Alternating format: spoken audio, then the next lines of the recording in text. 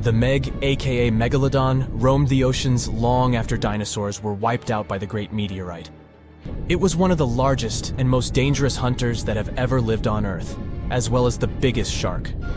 But then, about 3.6 million years ago, the last of its kind disappeared from our planet, leaving only huge teeth for modern archaeologists to keep finding.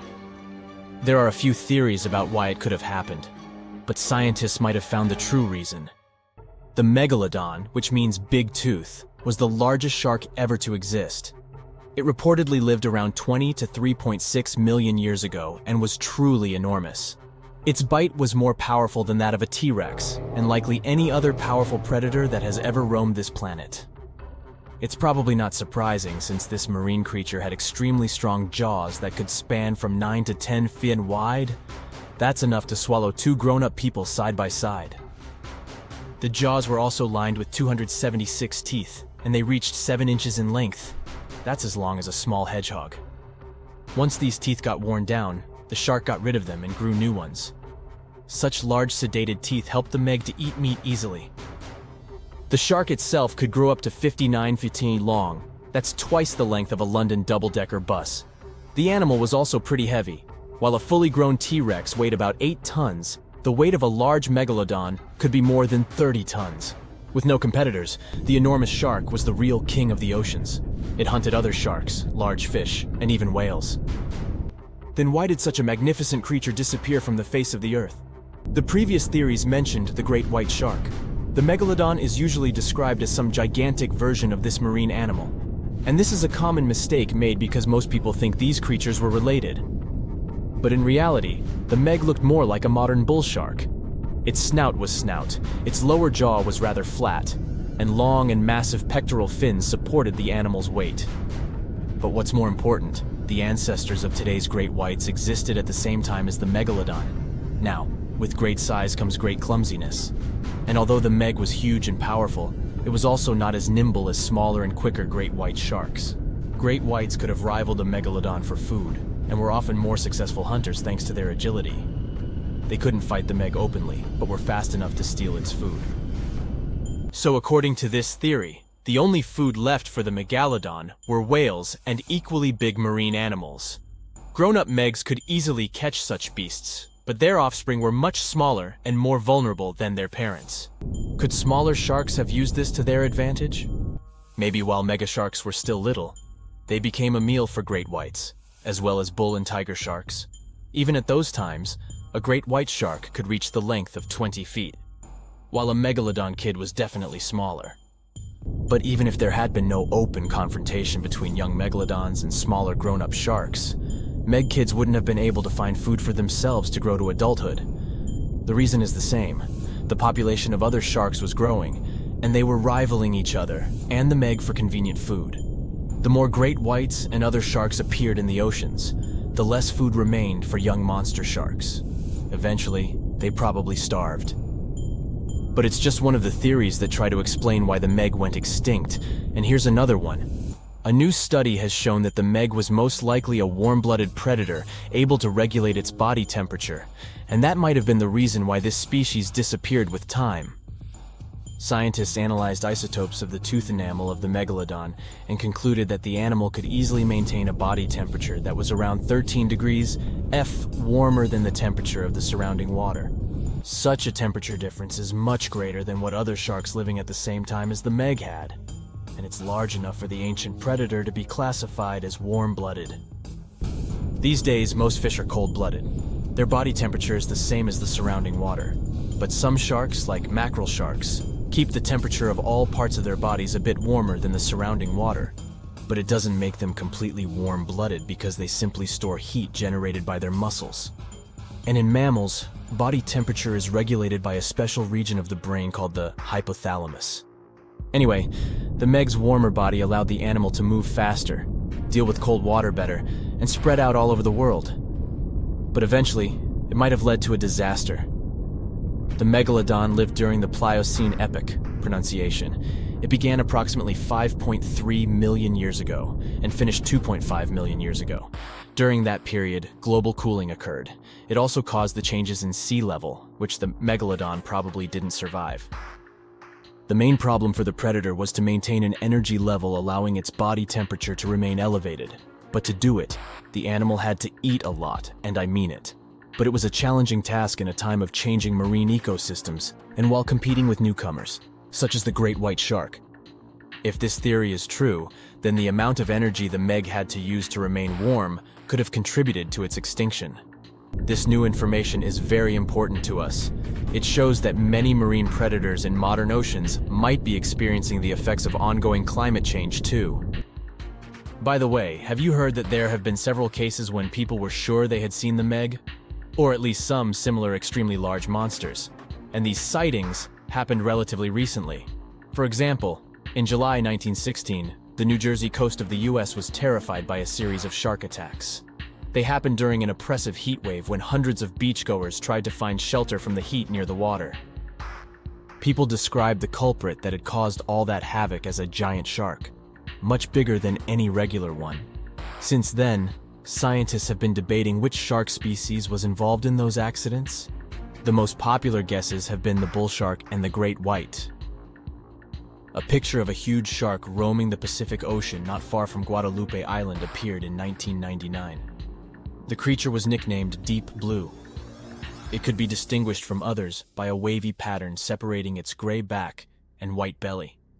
But even though some people claimed it could be the infamous Megalodon, experts came to the conclusion it was a female white shark, the largest ever seen. The average length of a male white shark is 11 to 13 feet. Females are bigger, up to 15 or 16 feet, but Deep Blue reached more than 20 feet in length. No wonder people were confused. For the last time, Deep Blue was spotted in 2013 near the western coast of Mexico's Baja California. But look, there's another jumbo shark, and you can meet it in any part of the world. The largest specimens can reach 40 feet long and weigh about 5 or even 6 tons. Could it be, if not the Megalodon itself, but one of its relatives? Again, a wrong guess. That's the basking shark. This animal prefers subpolar seas, with temperatures not higher than 58 degrees F. Even though some of these animals do migrate to warmer places. Like whale sharks, basking sharks are harmless and don't attack snorkelers or divers. These creatures have loads of small teeth, but they don't use them when feeding. Instead, they swim with their huge mouths open and swallow plankton. A grown-up basking shark can filter nearly 2,000 tons of water per hour.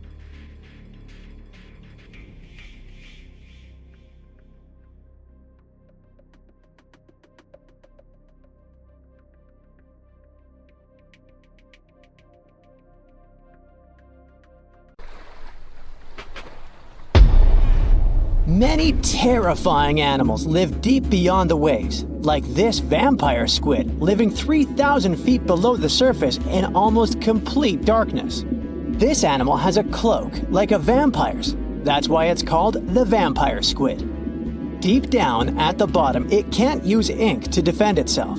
So this animal has developed an unusual tactic. It glows slightly to scare away predators. If this tactic fails, the vampire squid can turn its body inside out, revealing tiny spikes.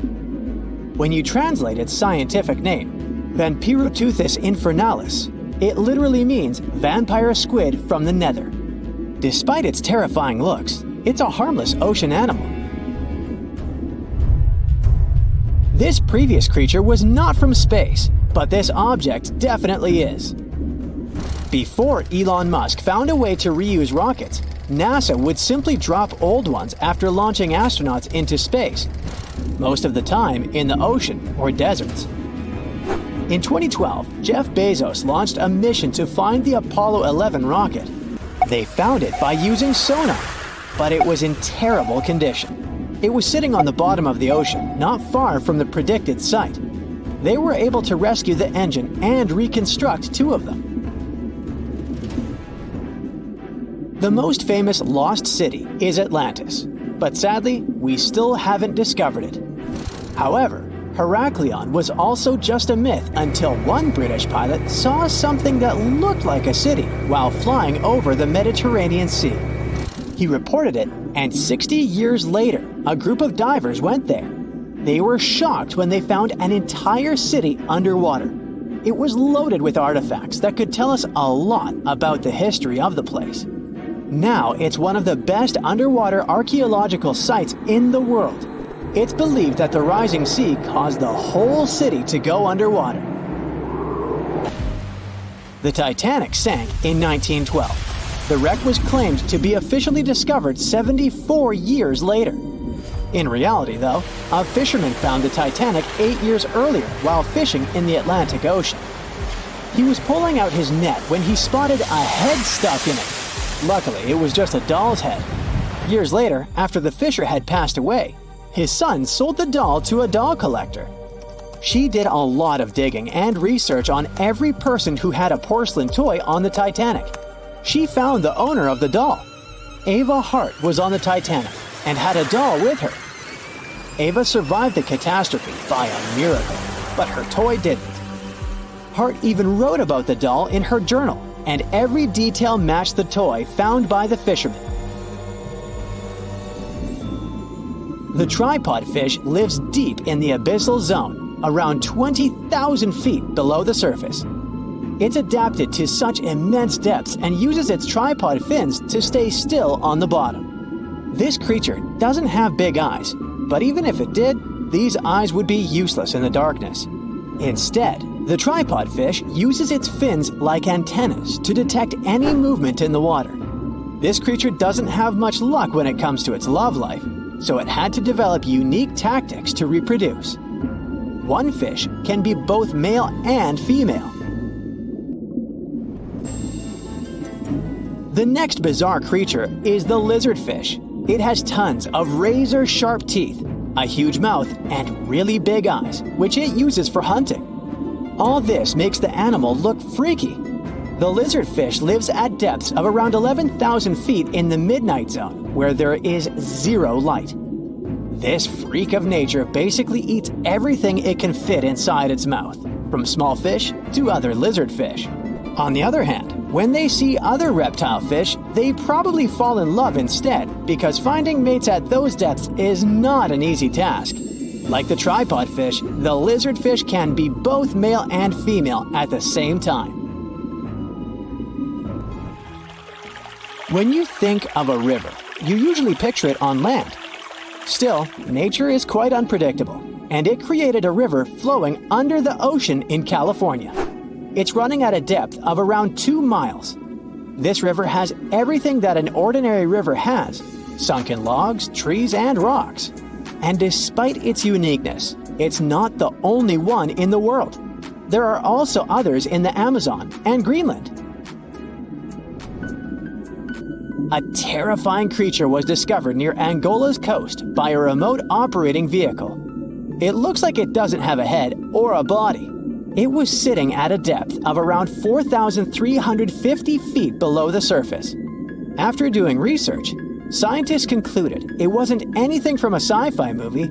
It was just a cluster of siphonophores stuck together. In 2015, some random guy was diving in Caesarea, and something shiny caught his eye.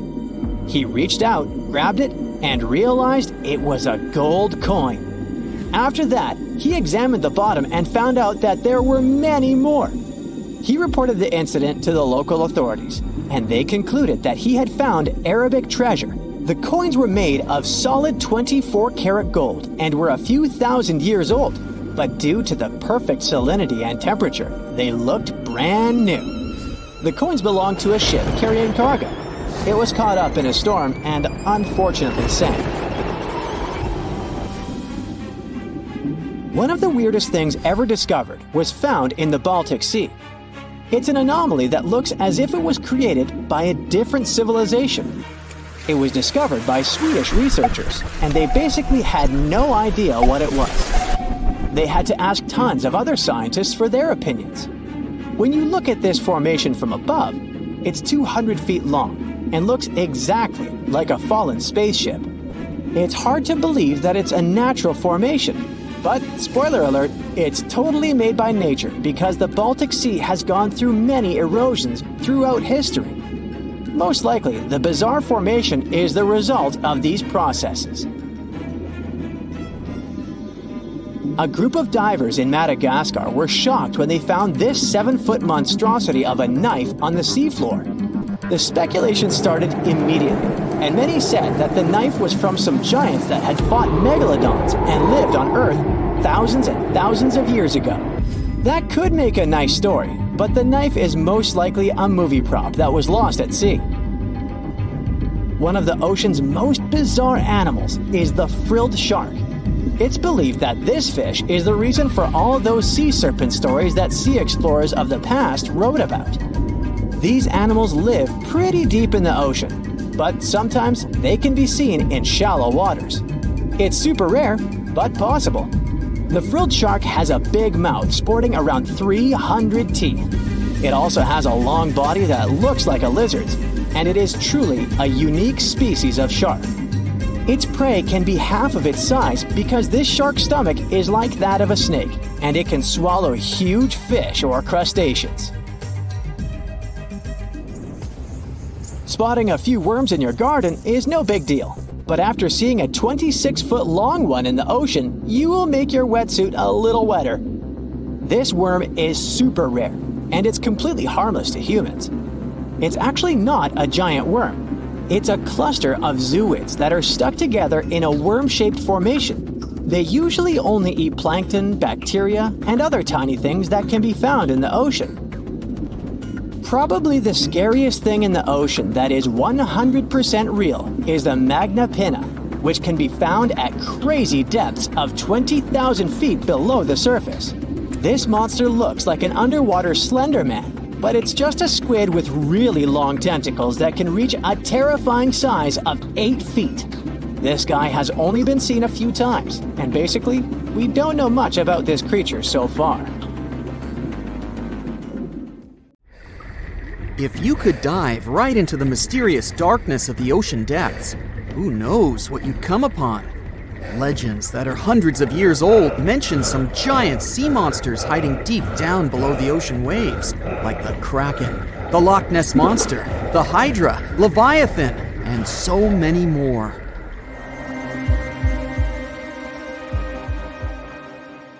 Okay, no one has ever seen such monsters, but there are still weird and unusually big sea spiders, squid, worms, and many other animals that grew way more than we'd expected. Take a look at the colossal squid from sub-Antarctic waters. It's around 14 times longer than the arrow squid that lives near New Zealand. And deep down in the Pacific Ocean, there's a sea sponge as big as a minivan. Oceans contain about 96.5% of all water on our planet. Up to 80% of all life on Earth we've discovered is under the oceanic waves. We haven't explored, mapped, or even seen more than 80% of the ocean. In fact, we've mapped Mars better than we have the ocean bottom. The pressure down there is insane, and it would make you feel like you're holding up almost 50 jumbo jets. And temperatures at such depths are extremely low.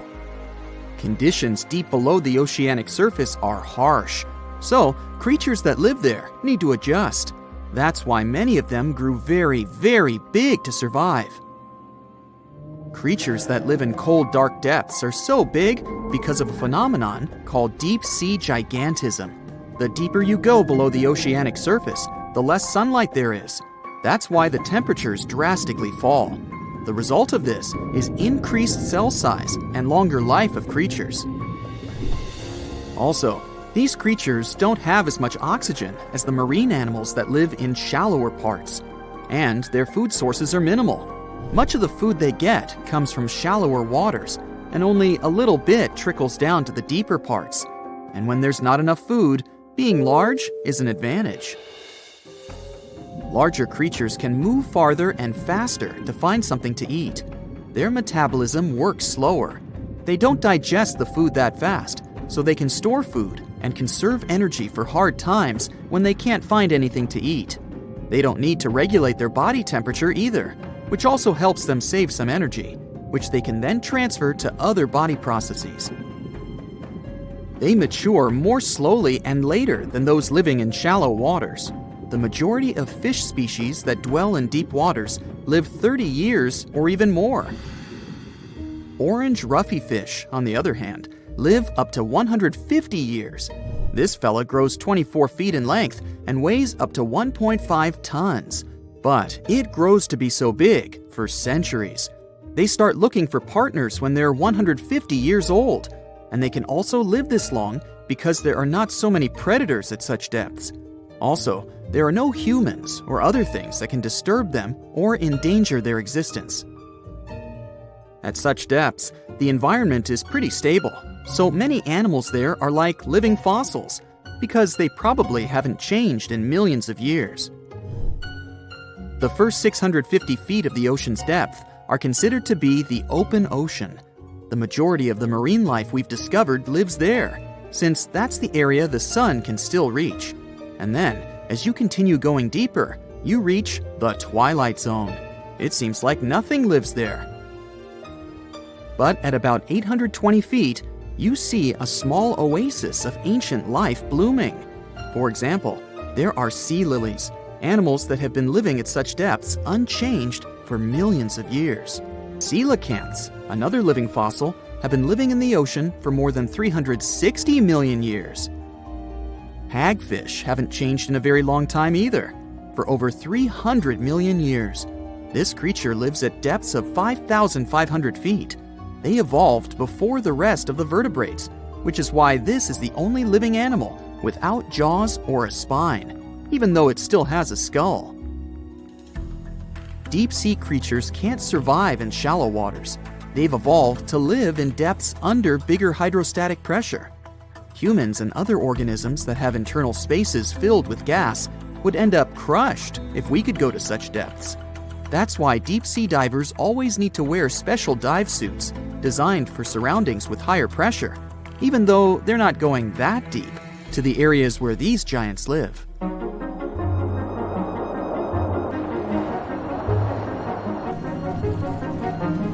But near Antarctica, you can see gigantism way closer to the surface, like giant sponges, sea slugs, sea spiders the size of a dinner plate, worms, and even some enormous single-celled organisms. They all tend to chill in shallower waters. Scientists are not sure why exactly, but they think it could have something to do with oxygen. Giant species use just a little oxygen, and the waters around Antarctica are pretty rich in it, which means there's hardly any limit to these animals growing bigger and bigger. Back to deep-sea creatures. As mentioned, they had to adjust to strong pressure, so they almost don't have any air gaps in their body at all. They're mostly water-based, and since water is incompressible, which means it's not something you can compress, it helps them stay unaffected at such high pressure. But because of all that, if they were to go up towards the surface, they'd probably swell up, maybe even explode. Just look at the blobfish, the one that takes the title of the ugliest animal in the world. It looks normal deep down below the surface, where its natural habitat is. But when it gets up to the surface, where the pressure is 120 times lower, it changes its shape. The blobfish doesn't have a skeleton or muscles, so without high deep-sea pressure, it ends up being all floppy and saggy. The dark oceanic depths are not just scary to watch, but to listen to as well. In 1997, scientists were trying to find underwater volcanoes located off the South American coast. During their travels, they recorded one of the loudest noises ever registered. It was pretty weird, too. It was so loud, even sensors from more than 3,000 miles away managed to pick it up. They later called it the bloop. It took them 15 years to conclude the sound came from an ice quake. That's when seismic activity breaks frozen ground. Water at the bottom of the ocean is not always extremely cold. There are hydrothermal vents on the seafloor, and the water that comes out of them can be up to 750 degrees Fahrenheit. Powerful pressure, yep, the same one that would crush you, is something that doesn't allow the water to boil. There are hundreds of animal species that live near deep-sea hydrothermal vents. Some of them, such as tube worms, are not like anything we've seen before. These worms absorb chemicals from vent fluids. That's how they feed bacteria that live in them. And in return, those bacteria give them the carbon the tube worms need to survive. 2/3 of all of the coral species scientists discovered live in dark, deep, and extremely cold parts of the ocean. Some even live in parts that are 3 miles deep. They can survive at low temperatures, such as 28 degrees Fahrenheit. Some of these cold water corals are more than 8,000 years old. They form amazing structures that can rise up to 115 feet tall. The deep is not just a mysterious world of unusual creatures. The landscape under the oceanic surface is magnificent too. The canyons hiding there make even the Grand Canyon seem small. For instance, check out the one located in the Bering Sea, the Chug Canyon. Its vertical relief is more than 8,500 feet deep. That's huge. The largest ocean waves are not the ones you can see from the shoreline. They occur under the surface, and they're called internal waves. They take place between two water masses that have different densities. They travel at speeds of thousands of miles per hour and can be 650 feet tall. The Megalodon was the biggest shark to ever live. Not only that, it's one of the biggest fish and the largest predator in Earth's history. Over 3 times longer than the biggest great white shark on record, the females have also been found to be twice the size of the males. The Megalodon could swallow a small car without even touching its teeth, if cars had been around then. In fact, the Meg was so big and powerful that it had no natural predators. It was the uncrowned king of the seas, swimming freely from ocean to ocean. This cosmopolitan creature was found all over the world, from America to Europe and Australia and Japan, assuming there were countries back then. Meg fossils have been found on every continent except Antarctica. Everybody skips Antarctica. Science tells us that the Megalodon went extinct over 3.6 million years ago, but could they still be alive at the deepest depths of the ocean? The fearsome name, Megalodon, comes from 2 Greek words, megas, meaning big, and odont, meaning tooth. Combined, they mean big tooth, and it certainly lived up to its name. Just one of its chompers is the same size as a human head. It had 276 humongous teeth in total, across 5 terrifying rows. In all of history, only a couple of saber-toothed cats and the T-Rex had consistently bigger teeth. Now that's a showdown I'd like to watch. The Megalodon vanished millions of years ago, leaving only huge teeth to be found by modern archaeologists. Only around 80% of the ocean has been explored, so who knows what's lurking at the bottom. If you did manage to make it down, it's unlikely that you'll run into Meg though. The sharks, like us, preferred warm coastal waters. Deep ocean living would be too cold for the beasts, and food would be scarce. Their entire bodies would also have to evolve to avoid being squished by the enormous water pressure down there. It's unlikely that they're still around, but not impossible. Now, about the appearance of the Megalodon. Scientists believe it didn't look like a great white shark. The Megalodon belongs to a different fish family and most likely looked like a giant sand tiger shark. Flattened snout, small eyes. Its dorsal fin moved backward. The sand shark has 2 dorsal fins about the same size. The coloration is light brown with a white belly. It may have had brown red spots like a sand shark all over its body. We used to think of the Megalodon as something scary from the first finds of its fossils. That was back in the Renaissance era. People found some teeth in the rocks. At first, these teeth were thought to be the tongues of dragons or snakes. And here is the first drawing of what the owner of these teeth supposedly looked like. A massive snout with a scary nose and a bunch of razor-sharp teeth. The Megalodon is usually described as a sort of giant great white shark, but this is just a common myth. In fact, the ancestors of today's great white existed at the same time as the Meg. But they weren't the best buddies and were even in competition with each other. The great white shark was a better hunter, using its smaller size and agility to snap up Meg's prey quickly. They were also known to eat Meg pups, who were only half their size. This didn't help the whole extinction thing. We also have evidence that Megalodons were brutal hunters, kings of the food chain. The first combat tool in their arsenal was the battering ram. The Megalodon would take its prey by surprise. It had only one chance to hit it. If it missed, it would take too long for a second round. The maneuverability of the Megalodon was comparable to a large truck. While a great white was no match for an adult Meg in a head-to-head fight, they sure weren't scared of stealing their food. This only left the bigger fish and whales for the Meg. But its food supplies began to run out as the whales swam to the cooler new seas. The whales adapted to prefer the colder temperatures, leaving our friend the Meg behind. The Megalodons either starved or were frozen into extinction by the Ice Age.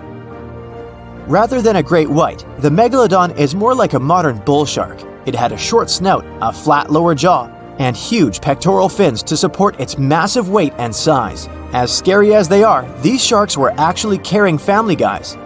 Several Megalodon nursery areas have been discovered in Florida, Maryland, and Panama.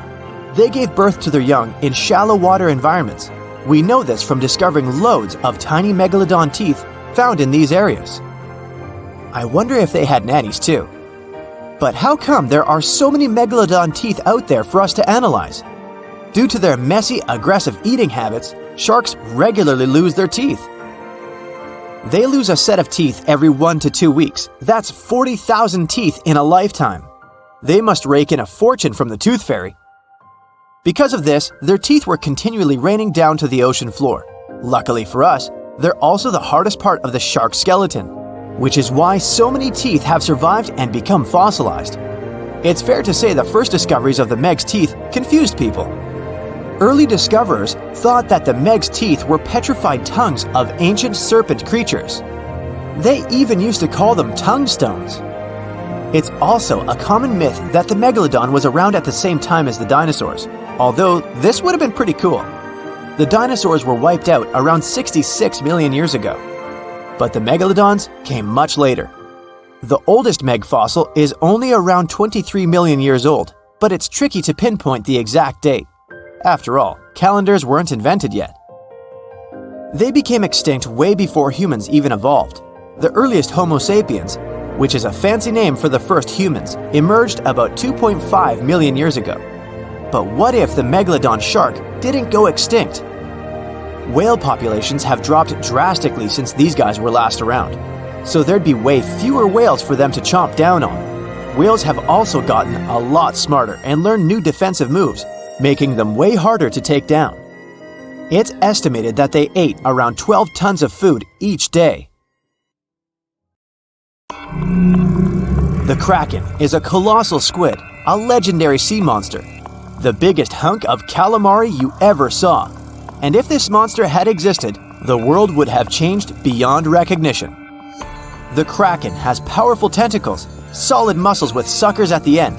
They're impossible to escape. The Kraken can break a ship in half, or just pull it down into the depths. But the worst thing about the Kraken is its size. According to old sailors' stories, its size is almost 10 soccer fields. Hey, maybe the Kraken could play soccer. The Kraken legends said the monster was so giant that sailors mistook it for a small island. In past centuries, it would have been impossible to defeat such a beast. If the Kraken existed in reality, it might have had offspring. Yeah.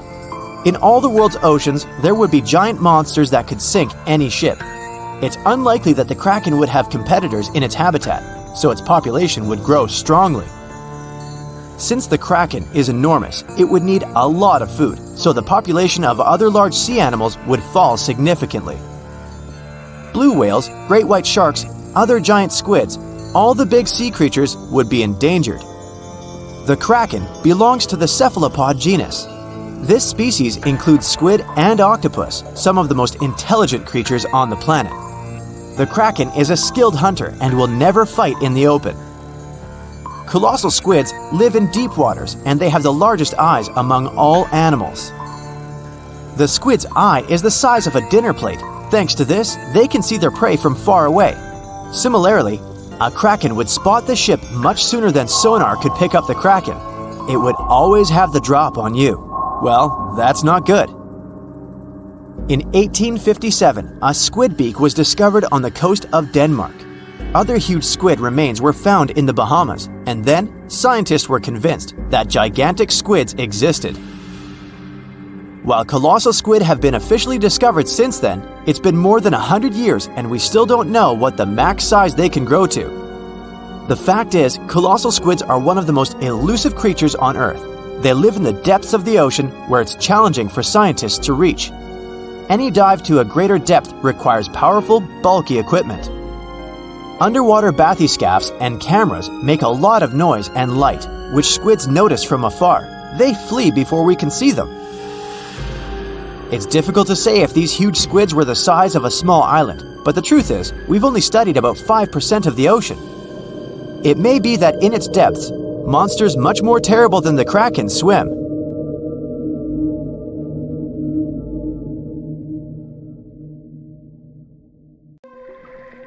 So you're swimming 2 miles down at the bottom of the ocean. Don't ask me how, just play along. It's cold and the pressure is intense. No fish in sight. Then you notice a green shiny thing. It's a cookie cutter shark. Its neck glows in the dark to attract fish and other delicious treats. The shark doesn't look like much. It's small, about the size of a cat. It has brown skin and large green eyes. But looks can be deceiving. Every night, this creature rises to the surface and goes after great white sharks, whales, even swordfish. If you look closely, you'll see a round mouth with a bunch of sharp teeth in it. They don't just bite, they work kind of like a saw. This one's called a cookie cutter shark because when it sees something delicious, it takes a cookie-shaped bite out of it. These sharks have even been known to disable submarines. Wonder what flavor they are. Our next shark is about the length of a car. Only about 100 of these sharks have ever been seen, but if you met one, you'd never forget it. It has a big mouth, a huge mouth, a mega mouth, like me. It's the mega mouth shark. You could easily fit in it if you curled yourself up. They're not dangerous though, not to humans. They feed by swimming around with their mouths open, filtering out plankton and other underwater goodies. The shark has special organs in its mouth that glow, attracting little crustaceans. It swims deep in the ocean in total darkness. Probably has a great smile though. Thresher sharks also have a huge body part, the tail. It's almost half the length of the shark itself, and it looks like a helicopter blade. It's one of the few animals that hunts using its tail. The shark sneaks up on a school of fish and starts to shake its moneymaker. This freaks out some of the fish, which is exactly the plan. In a pinch, it can also use its tail to defend itself. The best thing about this shark, it doesn't attack people. The angel shark. There are quite a few types of angel shark out there, but they're more shark than angel. They're flat like stingrays, and their skin is covered with patterns that help them blend in with the seafloor. Because of this disguise, divers sometimes accidentally touch them, which isn't the best idea. They're fast and have powerful jaws. Still, they prefer the taste of small fish to you. The horn shark has two ridges that look like horns right above its eyes. It's definitely the grandpa of the shark world. Not aggressive, swims pretty slowly, and is up late almost every night. Its two favorite meals, sea urchins and crustaceans. It moves its fin on the seafloor almost as if it had paws. But don't underestimate this guy. It has one of the strongest bites of any shark. It needs those strong teeth to crush the shells of its late-night meals. And if something tries to attack it, watch out. Horn sharks have sharp spikes on their fins. The award for the ugliest shark goes to the goblin shark, and it's not even close. From the outside, it already looks kinda weird and is about the size of a pink underwater motorbike. It has a long tail and a seriously long nose. It lives way down in the depths of the ocean and loves to eat squid. It's not as fast as its relatives, but it's way more sneaky. It has a secret squid catching technique which is totally wild. The shark swims behind the squid. It's catching up, getting closer and closer, but the squid isn't slowing down, no way. It looks like the poor goblin shark won't have any lunch today. Then it opens its mouth. Its jaw is attached to folds of skin that mean it can literally throw its jaw out of its mouth. And it's a shark, so those teeth are sharp. That extra reach helps it grab its lunch, and when the meal's over, it pops its jaw back in its mouth. These sharks have been seen many times off the coast of Japan. They're actually named after the goblins in Japanese myths and fairy tales. There's only one thing out there cooler than a ninja shark. It's the ninja lantern shark. Imagine there's a tube you can slide down that takes you to the bottom of the ocean. It's too dark, you can't see anything. Suddenly, a glowing dot, moving around in the distance. It's coming closer, shooting towards you. It's a blue glowing head. Worse, it looks like this head doesn't have a body attached to it. The ninja lantern shark has black skin, so it's almost invisible in the dark. It's only the size of a human arm, but its small, sharp teeth are no joke. No one really knows why this shark glows. Maybe to attract tasty fish? Another theory out there is that it uses this light to communicate with its friends. It has friends? The hammerhead shark. These ferocious sharks can weigh up to half a ton. They live in tropical waters all over the world, and they're one of the most recognizable sharks out there. Their eyes really are located on the sides of their hammerhead. This means they can see in almost all directions. They even have special neck muscles to lift their head up and down just to see that little bit better. Their favorite food? Stingrays. You know, those flat things that swim along the seafloor, camouflaged to look like sand and bits of rock. Stingrays get by blending in with their surroundings. Danger mostly just swims by. But the hammerhead's eyes see everything. Uh-oh. Great white sharks, hammerheads, and other large sharks live for about 25 years. But one shark can live much, much longer.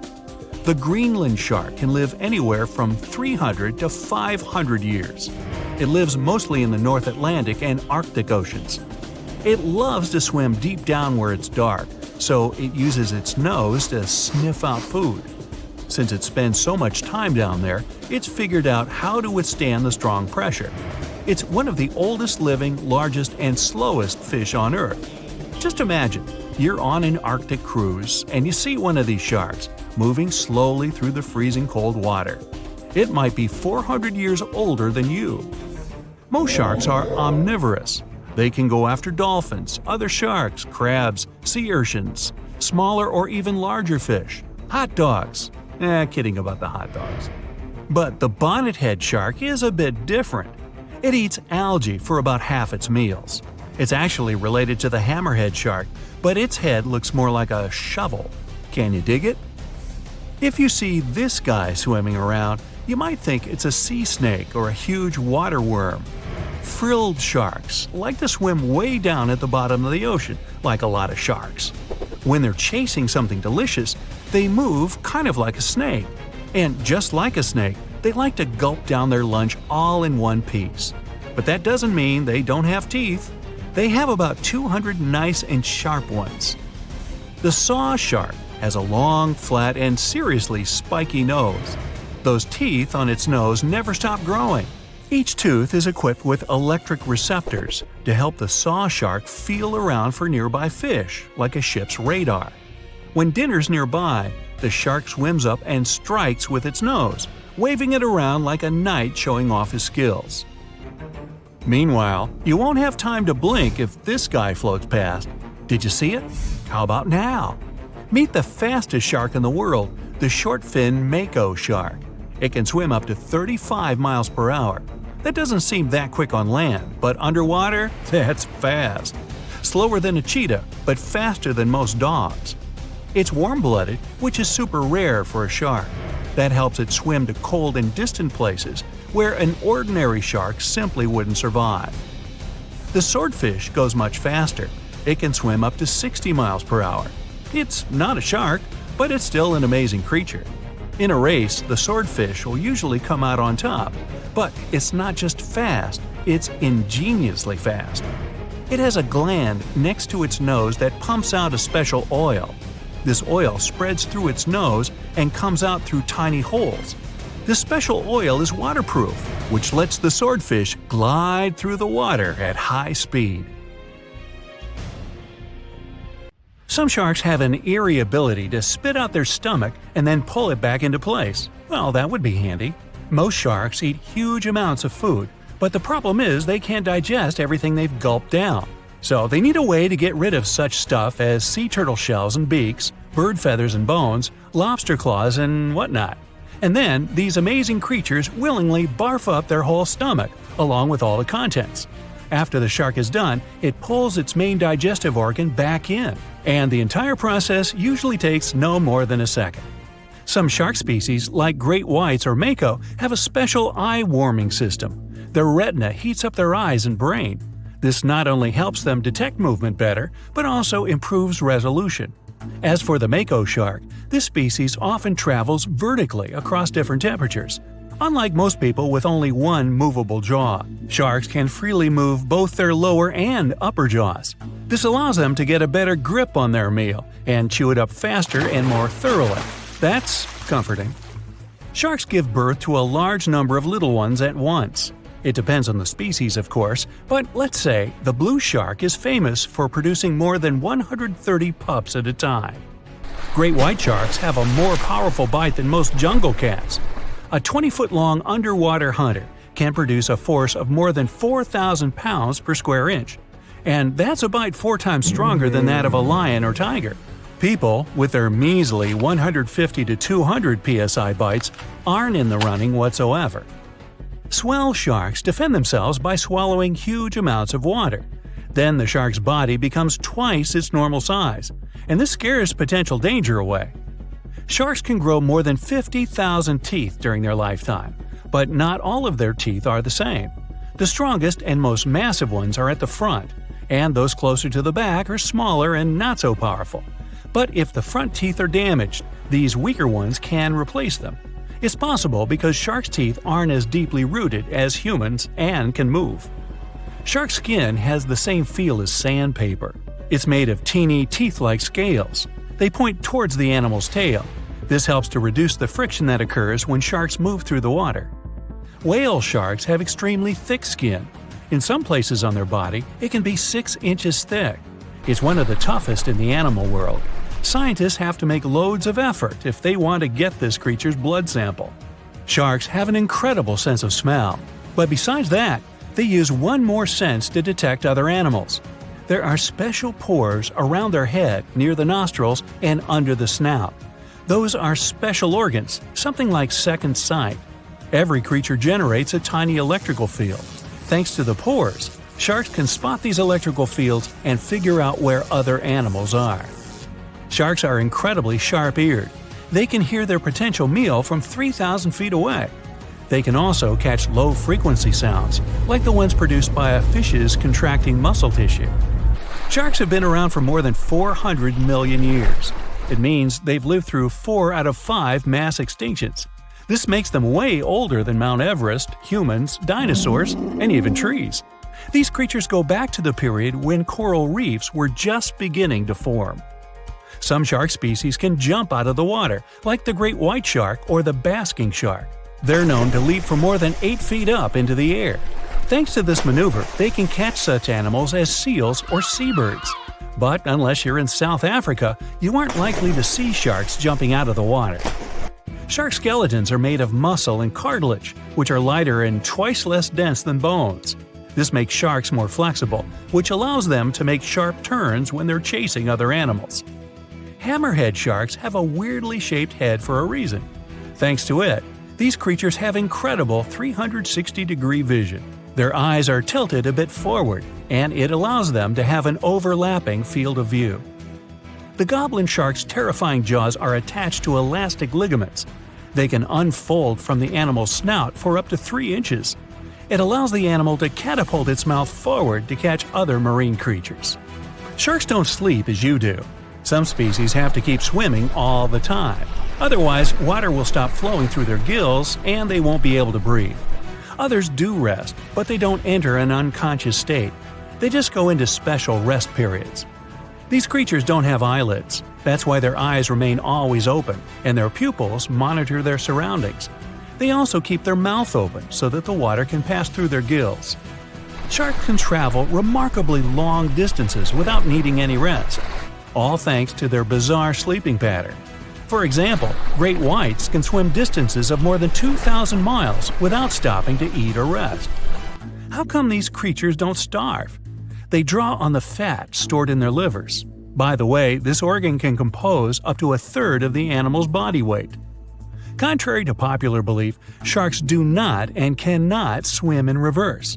Their tails propel them forward, and their pectoral fins help them to keep their balance and turn. It means that, anatomically, these animals can't move in any direction other than forward. Sharks have no vocal cords. They can't produce sounds to communicate with one another or express their emotions. That's why they have to use body movements, like twisting their bodies or flipping over.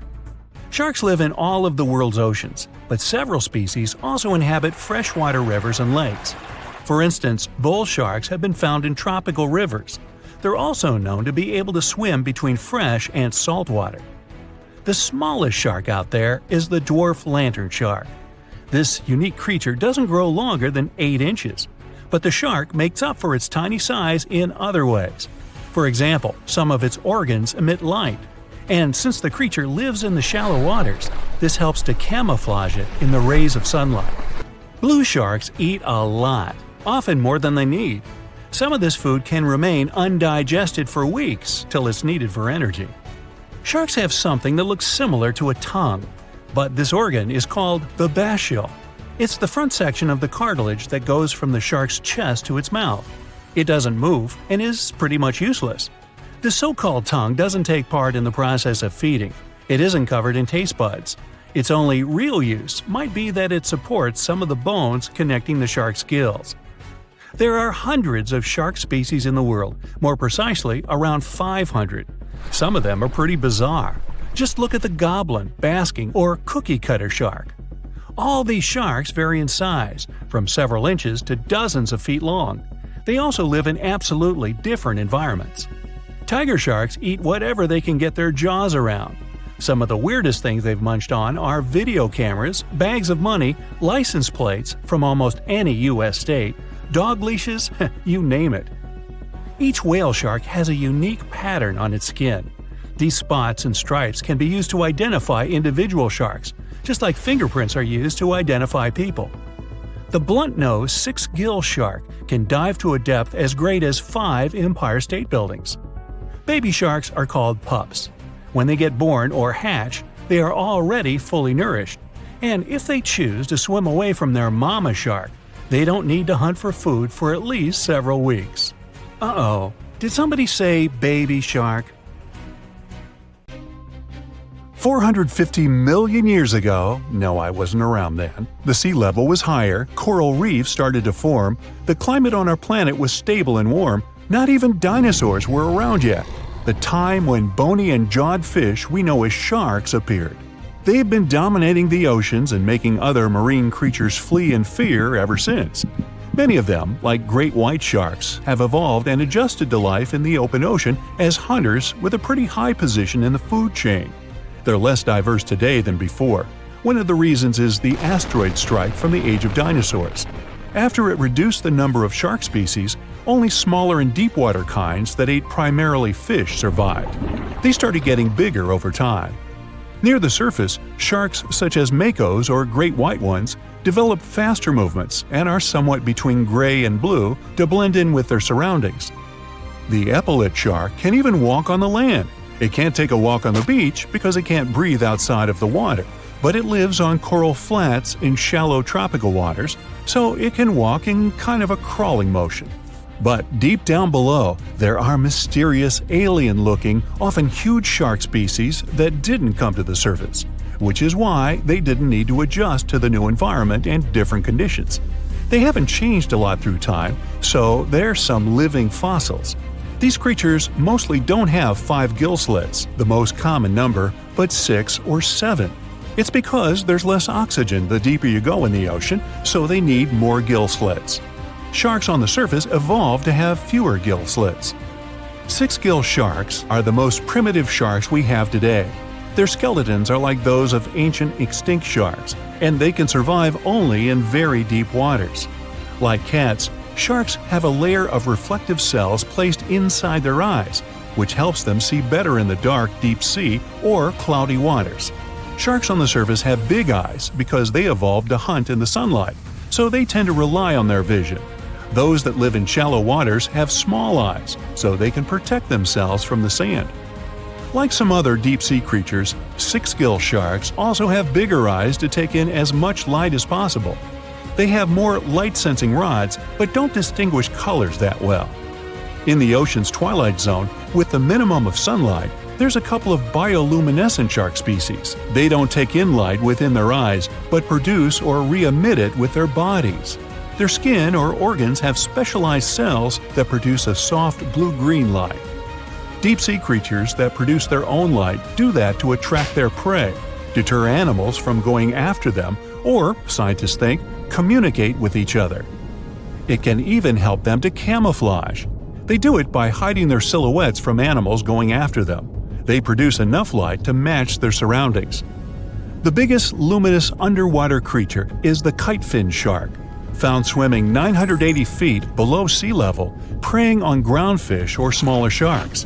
It can grow almost 6 feet long and lives 3,200 feet below sea level. Deep-sea sharks are also bigger than those on the surface. The Greenland shark can grow up to 24 feet long, bigger than a great white. There's a thing called deep-sea gigantism. Creatures in nutrient-poor depths of the ocean grow bigger because, that way, they lose less energy as heat. The Greenland shark lives its life in slow motion. It has a slow metabolism and can go very long periods without food.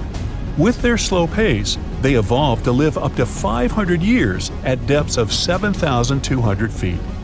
Sharks in shallow waters catch their prey relying on agility and speed, but for them it's easier because there's plenty of food on the surface. Deep-sea sharks, with less food and slower life rhythm, had to develop a different style. They're more opportunistic, definitely not picky, and don't care if their future meal is alive or not. Frilled shark, another living fossil from the darkest depths, hasn't evolved much through time, and they're one of the last of their kind, with all of their relatives already gone extinct. It grows up to 7 feet long, primarily hunts on squid, and catches other sharks and fish. It looks like a dinosaur, a snake-like face, a long, smooth, thin body that moves in a serpentine way. It can propel itself with the power of its tail and curl like snakes. They don't swim in a straight line like other sharks. Cookie cutter shark grows up to 20 inches. It got the name because of the way it feeds, biting off small pieces. It's a parasite creature, which means it feeds off bigger animals but leaves them alive. They have sharp teeth and sometimes even swallow those that fall off on purpose. Some researchers think it could be because they live in the depths that are nutrient poor. If they swallow the teeth, they could recycle calcium and other material from it. Prickly shark is a rare and unusual creature with many thorn-like denticles and 2 small dorsal fins. It lives mostly in the depths of the Pacific region up to 1,900 feet. Ghost sharks are not even real sharks, but fish closely related to them and rays. They have big pectoral and pelvic fins, 2 dorsal fins, pretty big eyes, and unlike their cousins, have a single external gill opening. Ghost sharks have slender tails and can grow up to 80 inches, silver to blackish color. They sometimes live in rivers and coastal waters, but also in the depths of the ocean of 8,200 feet or even deeper. They are pretty weak swimmers, so they tend to feed on invertebrates and small fish. Goblin sharks. Swimming through the deep sea, this creepy shark with a flabby body suddenly sees a small, innocent squid. It goes toward it, but the potential snack notices it and quickly starts moving to dart away. It seems like the plan could work at first, but then the shark suddenly thrusts the jaw of its mouth and catches the poor little squid in a second. After the meal is finished, the animal simply fits the jaw back into the mouth and goes away as if nothing happened. This is possible because it has a jaw connected to 3-inch-long flaps of skin, which is why it can unfold from the snout. It can grow up to 12 feet long with a weight of 460 pounds. Scientists think goblin sharks are mostly active in the morning and evening. The shark has a long, prominent snout and specific sensing organs on it. It uses them to sense electrical fields in the dark oceanic depths. Seven-gill shark is a big cow shark, brown to silver-gray on top, white underneath, black and white spots, with a thick body, a small dorsal fin, and a wide, blunt snout. It can grow up to 10 feet long, mostly lives in the depth of 1,870 feet, but you can also find it in deep channels and bays. It can be aggressive toward humans if provoked, so don't. Like most deep-sea creatures, it's an opportunistic hunter that's not quite picky but likes to go after dolphins, seals, porpoises, and other marine animals. Megamouth sharks mostly live in the depths of 15,000 feet and spend most of their time in the dark, like me. Scientists discovered it in 1976 because it went near the surface at night to feed on zooplankton. That's the only time these sharks go there. During the day, they return to their quiet, dark, and mysterious depths. They are filter feeders, which means they keep their mouths wide open while swimming, so they filter the planktons they like to eat. There are organs that produce light inside of their mouths, which attracts potential prey, such as pelagic crustaceans. These sharks live in the deep parts of the ocean, but you can rarely find them below almost 2 miles. Scientists think some other, stronger bony fishes outcompeted them. Deep parts of oceans became oxygenated around 70 million years ago, and sharks have been around way longer. But bony fishes adjusted and adapted efficient ways to use oxygen, while sharks were slow with adaptations, so they lost. Also, oceanic depths are way colder, which is challenging for fish and the rest of cold-blooded animals because the speed of their metabolism widely depends upon the external temperature. The stonefish. Stonefish aren't going to win any beauty contests, unless the pageant is for best rock look-alike. Their tiny unreflective eyes and rough skin blend in perfectly with their environment. A large head, an even bigger mouth, and a home full of, it's rocks. And just because you're on the beach doesn't mean you're safe. Stonefish can survive for 24 hours out of the water. Stepping on one, or even handling one, won't be that fun. Their dorsal fin spines have extremely strong venom. It shoots out when they get stepped on, and it can lead to paralysis or even heart failure. You'll need help fast. No wonder they're one of the most dangerous creatures in the water, or anywhere. Be careful when scrambling around rocky areas. They love to play hide and seek. The deep-sea dragonfish. If there were a prize for the most hideous fish in the ocean, the deep-sea dragonfish would win. With slimy, scaleless skin, massive teeth, and a face only a mother could love, this bad boy of the sea is nothing to mess with. It likes to swim between 700 feet and 6,000 feet below the surface of the ocean, where the waters are the darkest and coldest. Along with some other creatures on this list, the deep-sea dragonfish relies on its bioluminescent body parts to catch prey. It also uses its hanging appendage, which boasts a little red light on the end, coming out from its lower jaw. Many fish mistake this little light for prey, luring them right into the jaws of the deep-sea dragonfish. Very clever dragonfish, very clever indeed. The fangtooth. The Mariana Trench is an underwater trench with a depth of 35,000 feet, nearly 7 miles below the ocean surface. Let that sink in. While scientists know the Mariana Trench exists, it's one of the least explored places on Earth. It's also the deepest area of Earth's oceans. And although many creatures down there probably haven't even been seen by humans yet, scientists have had the creepy pleasure of getting to know the fangtooth. The fangtooth fish shamelessly lives up to its name. Just look at that thing. The fangtooth is carnivorous and feeds on just about anything it can find that gets caught in its sharp-toothed mouth. These fish rely on their contact chemoreception to find prey. In other words, they can sense chemical residue that comes off of other living organisms in the deep sea. This is because they don't have any light-producing cells on their bodies, unlike many other deep-sea fish. On top of all that, it's pretty dark down there, so whatever crosses their path, they chomp on. While these guys look pretty scary, they're not a threat to humans. They only grow about 7 inches long. Even so, I wouldn't want to run into one of these things during a relaxing swim in the ocean. The Dunkleosteus.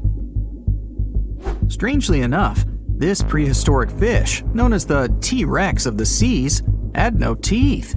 Those were replaced with bony plates that allowed it to have the strongest bite among other monsters of its size. The goblin shark. If you thought the movies about sharks were scary, this next deep-sea creature will make you swear off going for dips in the ocean forever. However, it lives 3,000 feet underwater, so you'll never likely see it face to face. The goblin shark looks like a cross between a shark and a creature from your worst nightmare. These sharks boast a protruding sword-like snout with a jaw that juts out to match. Unlike other sharks that have more of a gray hue, this creepy thing looks not so pretty and pink. Aside from their scary demeanor, what do scientists really know about the goblin shark?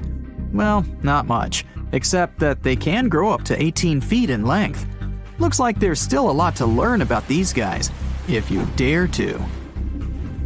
By the way, did you know that sharks don't sleep?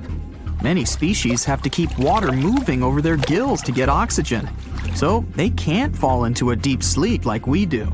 That's why they stay half awake during rest. Typically, sharks don't even close their eyes. The cookie cutter shark. This shark is a living horror, with lower teeth being big and sharp, while the upper ones are much smaller. When its teeth fall off, the shark eats them to maintain calcium levels. Pretty smart solution for a shark. The frilled shark. Studying the frilled shark is like looking through a portal back to prehistoric times. That's because scientists think that these eel-like sharks haven't changed much since their oldest ancestors roamed the deep sea waters, so they're sometimes referred to as living fossils. These sharks' mouths are filled with a terrifying 25 rows of backward-facing sharp teeth, 300 in total.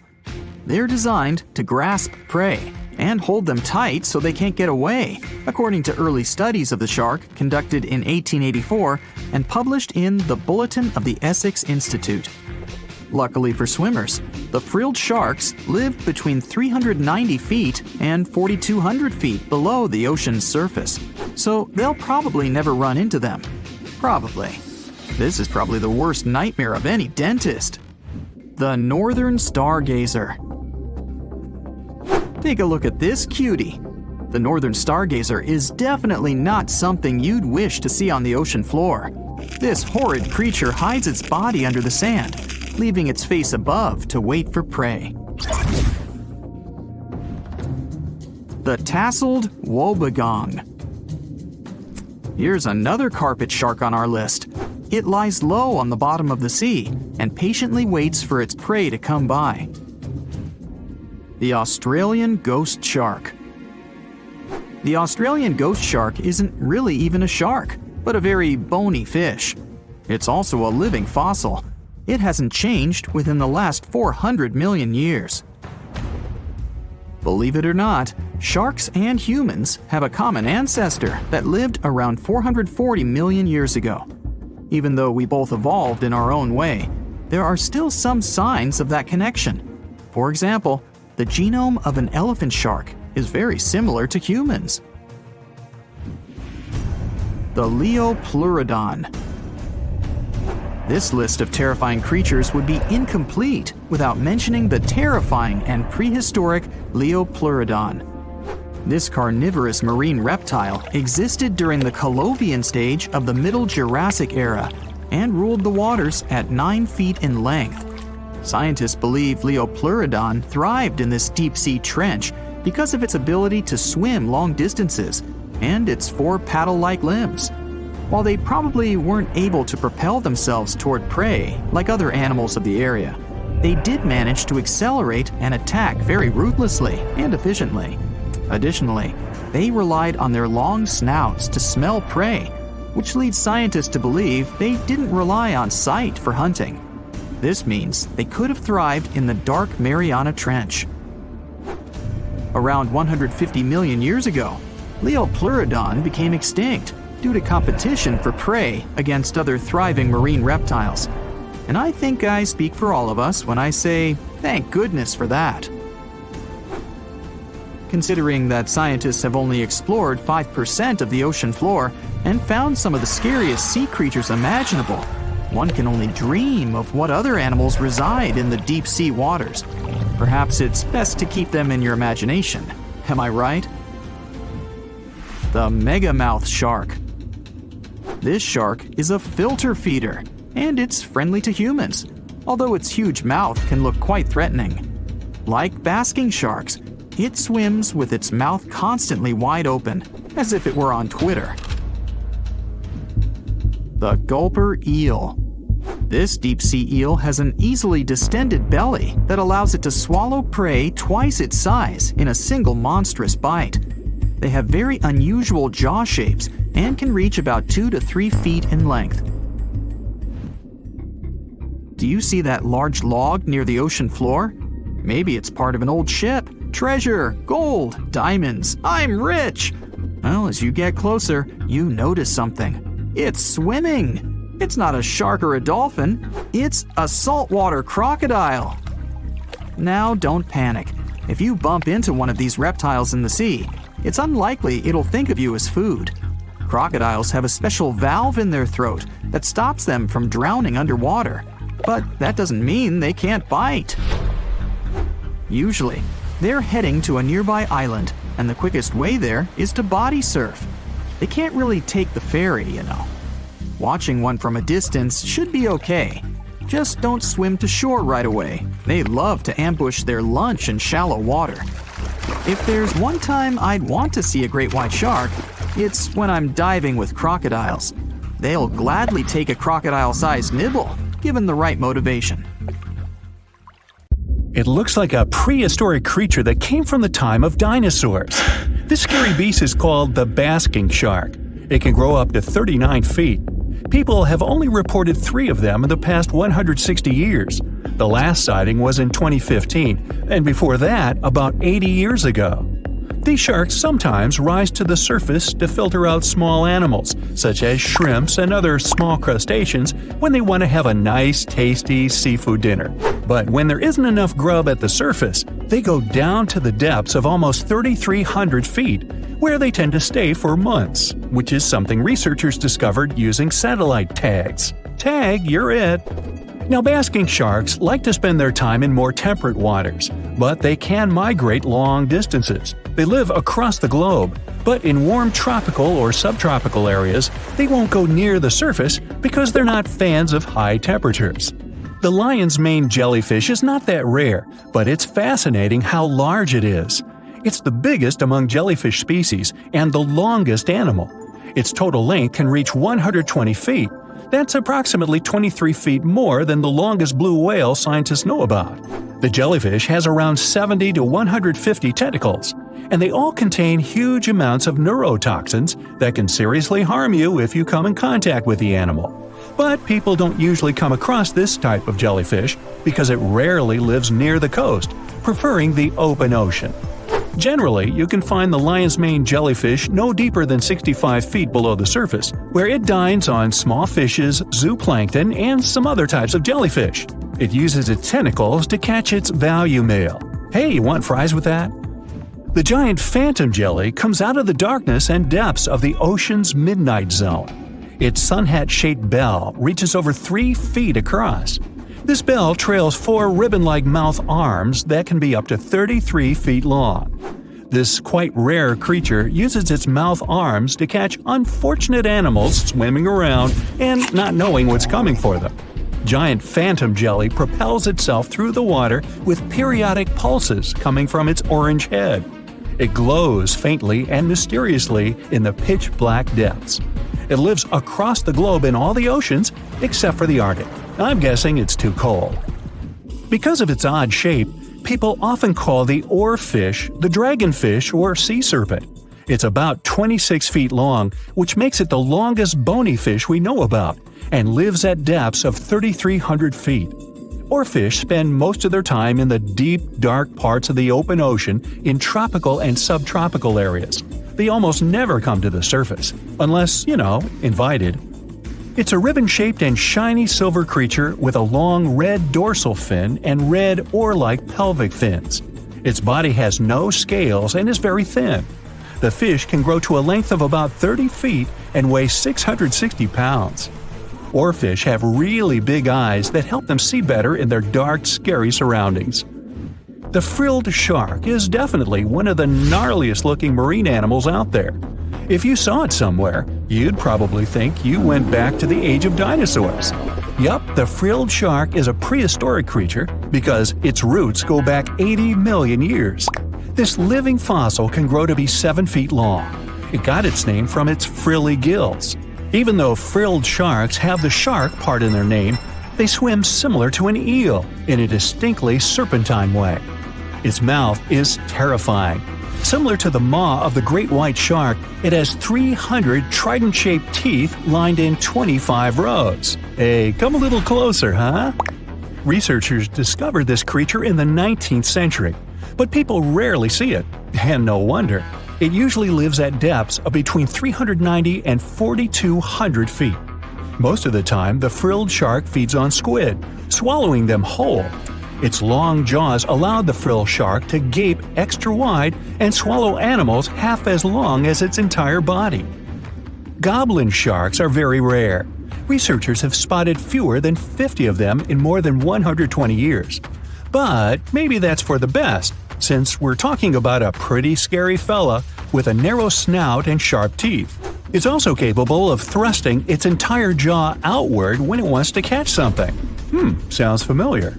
As it's lurking through the dark depths of the ocean, a goblin shark sees a small squid that looks quite yummy. The dangerous animal inches toward the squid.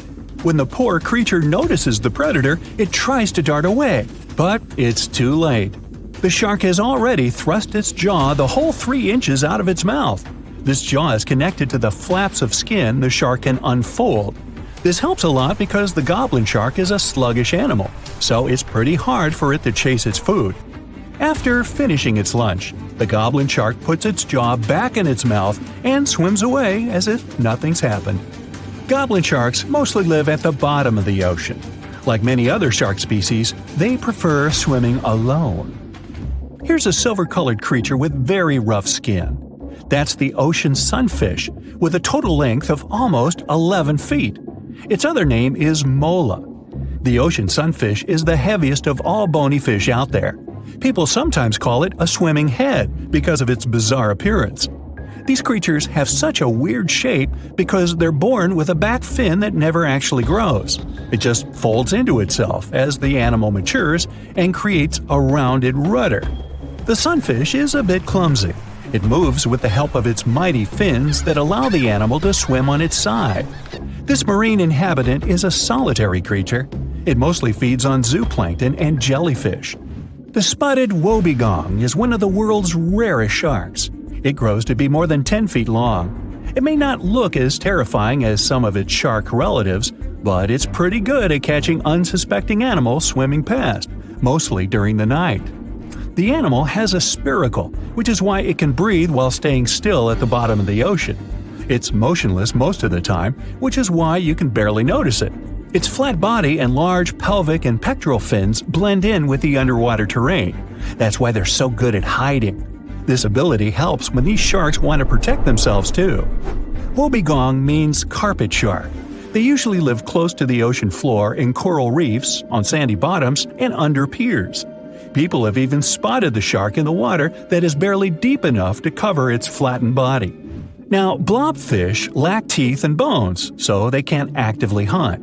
Since they don't have much muscle mass, they can barely move around. Hey, I had a roommate like that once. They get their energy from animals they scoop up from the seafloor. They also know how to conserve this energy. That's how it usually goes with deep-sea creatures.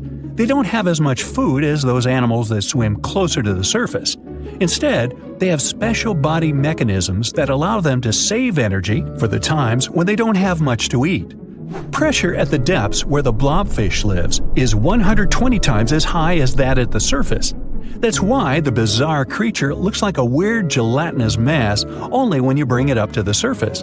The pressure here is not strong enough to keep its body together. Hey, breaking up is hard to do. The white margin stargazer could compete with the blobfish for the title of the ugliest animal in the sea, don't you think? Now, this animal has eyes on the top of its head, together with an upward-facing mouth which the creature uses to hide itself in the sand. That's where it spends most of its time, with only its eyes protruding from the sand. It chills this way until some small animal passes by. It can lunge at its target incredibly quickly, literally within milliseconds. This creates a vacuum in the water that pulls in a crab, fish, or some other small, unfortunate animal. Another tactic involves venom. This fish has a venomous spine in its shoulder blade that helps with catching other animals and defending itself against enemies. Even though it's not related to the electric eel, the white margin stargazer can generate an electric shock as powerful as 50 volts. Ow! The giant shark that terrorized the oceans some 20 million years ago. For 13 million years, this 60-ton beast dominated the warm waters of our planet. Though, some believe that the Meg still lives in the most remote and deepest parts of the ocean. It's a hot summer day. It seems only logical to go for a swim in the sea. You're floating on your back, completely relaxed. Your eyes are closed. Your breath is even. Water's pleasantly cool around your body. A light breeze touches your face. You feel calm enough to doze off. Suddenly, something bumps into your leg. Yanked out of your half-slumber, you begin to flail until you're face to face with the invisible danger. Luckily, all you spot is a couple of easily recognizable fins and cute smiley snouts. Phew, just dolphins. Guess you're lucky to meet them in the wild. These amazing creatures are so close, you can touch them. You've heard people say dolphins' skin feels rubbery, but to your mind, it's more like the inner part of a hard-boiled egg. One of the animals is so close to you that its salty smell fills your nostrils.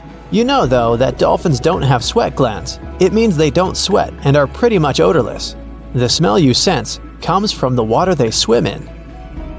The largest and most ferocious predator to ever haunt the oceans, the Megalodon shark dominated the seas for centuries before coming extinct millions of years ago. However, scientists managed to discover very few remnants of the giant shark. Everything we know about the great beast we've learned thanks to fossils of its giant teeth, which are just about the size of the average human hand. A megalodon skeleton has never been discovered. Shark skeletons are made mostly of cartilage, meaning that they decompose quickly. Luckily, sharks continuously shed and regrow teeth throughout their lives. One shark can go through 40,000 teeth in a single lifetime. Scientists have managed to study different types of shark species based on their teeth alone. The megalodon shark had around 276 teeth. When they fell out, those teeth landed in the seabed where they stayed for millions of years, fossilizing. Scientists found those teeth, and they're the only real record we have of the megalodon's existence. Megalodon teeth have been discovered all over the world. It means that unlike other marine animals of its time, the megalodon was intercontinental. Even today, most sharks and marine animals tend to stick to one sea or ocean. The megalodon shark swam freely around the world, moving between tropical and subtropical waters. Megalodon teeth have been found in every continent apart from the freezing cold waters of Antarctica. When a megalodon makes a starring appearance in a movie or TV show, it's portrayed to look like a giant version of a great white shark. Scientists previously believed that the megalodon and the great white shark both descended from one common ancestor. Still, it's not true.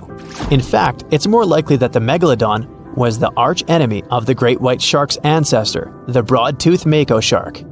That means Megalodon wouldn't have looked so similar to the great white after all. In reality, the Megalodon would have a shorter nose than the great white, along with longer pectoral fins to give the giant shark a stockier and more threatening build. They both had an excellent sense of smell though, so even in prehistoric times, it wasn't a good idea to go swimming with a chunk of raw meat in hand. And it certainly isn't safe now.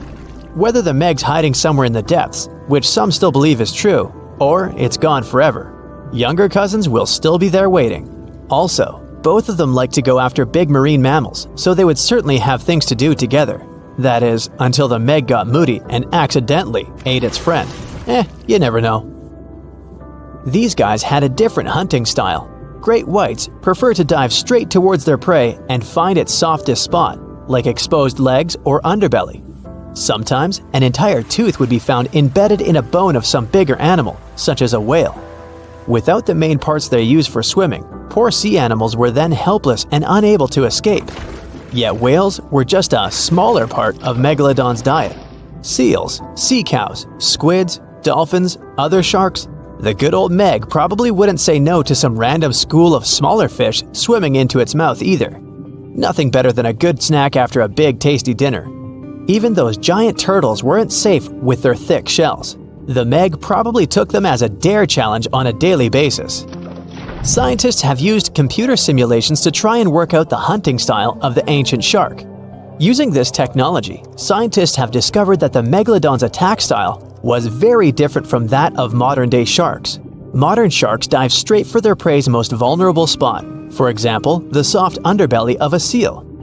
The Megalodon's teeth were uniquely suited to biting through tougher areas of cartilage. So, evidence suggests that a Megalodon would first chew the tougher fins of their prey, rendering them unable to swim away before launching into their final attack. Some people believe that the Megalodon is still alive today, lurking at the depths of the ocean's waters. But it's unlikely to be true. Megalodons are a warm water species, which means they would be unable to survive in the cold waters of the deep ocean. Most of the Megalodon's potential prey live in shallower waters, meaning there would be very little for the Megalodon to eat at deep sea level. Simply put, if there was an animal as big as the Megalodon still living today, we would have spotted it by now. It is unlikely that you'll run into a Meg though. The sharks, like us, preferred warm coastal waters. Deep ocean living would be too cold for the beasts, and food would be scarce. Their entire bodies would also have to evolve to avoid being squished by the enormous water pressure down there. It's unlikely they're still around, but not impossible. Some good news if you do run into one is that the shark is pretty unlikely to eat you. You are way too small a meal for the Megalodon, even if you have a couple of friends with you. This guy eats whales that are over 50 feet long. If you're having a beach party though, it's a different story. In a beach full of swimmers, the shark very well might creep up, scooping several humans into its giant mouth without even chewing. The fearsome name Megalodon comes from two Greek words, megas, meaning big, and odont, meaning tooth. Combined, they mean big tooth, and it certainly lives up to its name. Just one of its chompers is the same size as a human head. It had 276 humongous teeth in total, across 5 terrifying rows. In all of history, only a couple of saber-toothed cats and the T-Rex had consistently bigger teeth. Now that's a showdown I'd like to watch. The Megalodon vanished millions of years ago, leaving only huge teeth to be found by modern archaeologists. They literally disappeared with very few traces left. Scientists believe that over time, deep sea levels dropped and the ocean's temperature went down rapidly. Over a third of all marine life was wiped out as the oceans cooled and the number of animals at the bottom of the food chain plummeted. This had a catastrophic effect on the hungry predators at the top. Sorry guys. It became way too cold for these sun-loving sharks too, which made it difficult for them to reproduce since they gave birth in warm waters. The Megalodon is usually described as a sort of great white shark, but this is just a common myth. In fact, the ancestors of today's great white existed at the same time as the Meg, but they weren't best buddies and were even in competition with each other. The great white shark was a better hunter using its smaller size and agility to snap up the Meg's prey quickly. They were also known to eat Meg pups, who were only half their size. This didn't exactly help the whole extinction thing. While a great white was no match for an adult Meg in a head-to-head fight, they sure weren't scared of stealing their food.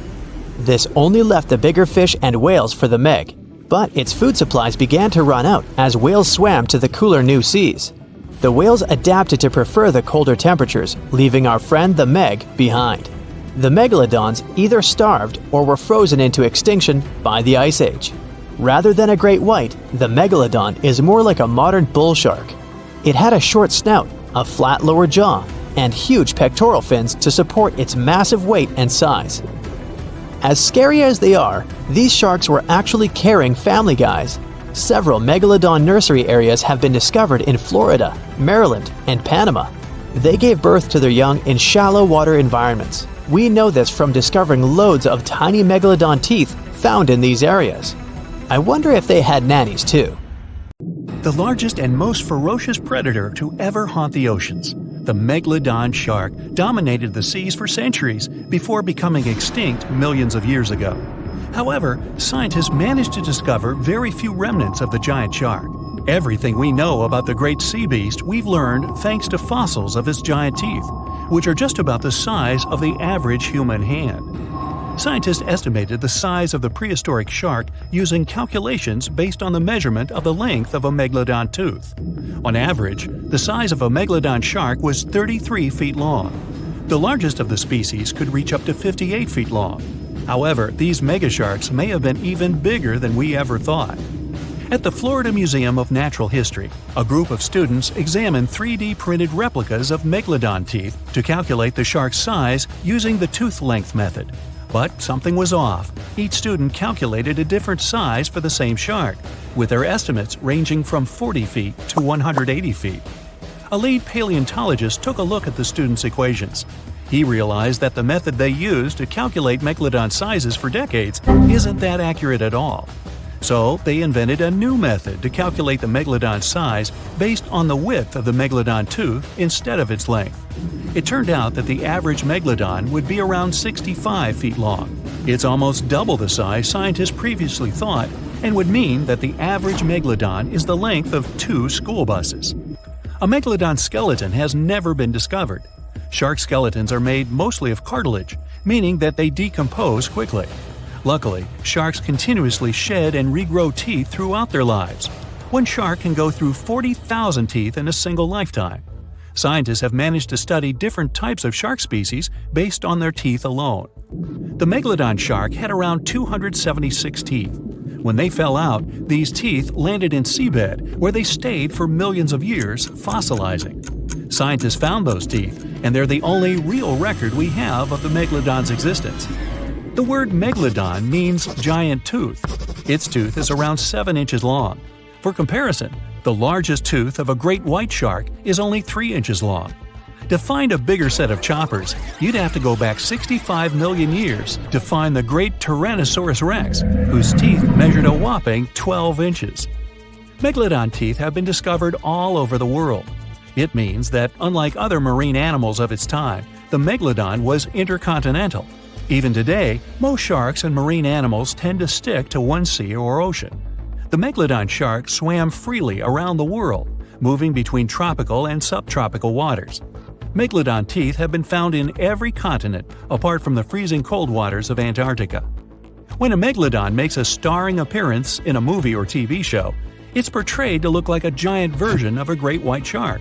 Scientists previously believed that the megalodon and the great white shark both descended from one common ancestor. Still, it's not true. In fact, it's more likely that the megalodon was the arch-enemy of the great white shark's ancestor, the broad-toothed mako shark. That means Megalodon wouldn't have looked so similar to the great white after all. In reality, the Megalodon would have a shorter nose than the great white, along with longer pectoral fins to give the giant shark a stockier and more threatening build. Not only was the Megalodon the largest shark in the world, but it was also one of the biggest fish ever to exist. An apex predator of this size would have needed a huge diet to keep it moving. The Megalodon would have eaten 2,500 pounds of food every day. The Megalodon diet consisted of larger species of fish, dolphins, and even other species of sharks. Ancient fossilized whale bones with cut marks of Megalodon teeth have been discovered. It means Megalodons weren't intimidated by the size and tried to feast on the giant whales of the past. Scientists have used computer simulations to try and work out the hunting style of the ancient shark. Using this technology, scientists have discovered that the Megalodon's attack style was very different from that of modern-day sharks. Modern sharks dive straight for their prey's most vulnerable spot, for example, the soft underbelly of a seal. The Megalodon's teeth were uniquely suited to biting through tougher areas of cartilage. So, evidence suggests that a Megalodon would first chew the tougher fins of their prey, rendering them unable to swim away before launching into their final attack. The mouth of a Megalodon was around 10 feet wide and 9 feet tall. large enough for you to swim into without touching any teeth. However, we don't recommend that. Their mouths were so large a megalodon could swallow a small car without even having to bite down on it. Research teams from Australia and the US collaborated to work out the biting power of the megalodon using computer simulations. The results were terrifying. While the modern great white shark has the biting power of 1.8 tons of force, the megalodon could easily chomp down on its prey with a biting power of 18.2 tons. The bite of the megalodon would easily be able to cut through steel and overpower any other predator in the ocean. Scientists believe that the megalodon has the most powerful bite of any creature that has ever existed. The megalodon's bite would easily overpower the T-Rex, which has a biting force of 6 tons. Mysteriously, no one knows exactly when or how the megalodon went extinct. However, several theories are floating around as to how this could be the case. The megalodon had become extinct by the end of the Pliocene, which was a phase of global cooling that spanned over 5 million years and ended over 2.6 million years ago. New evidence suggests that the last megalodon lived at least 3.6 million years ago, right in the middle of the Pliocene era.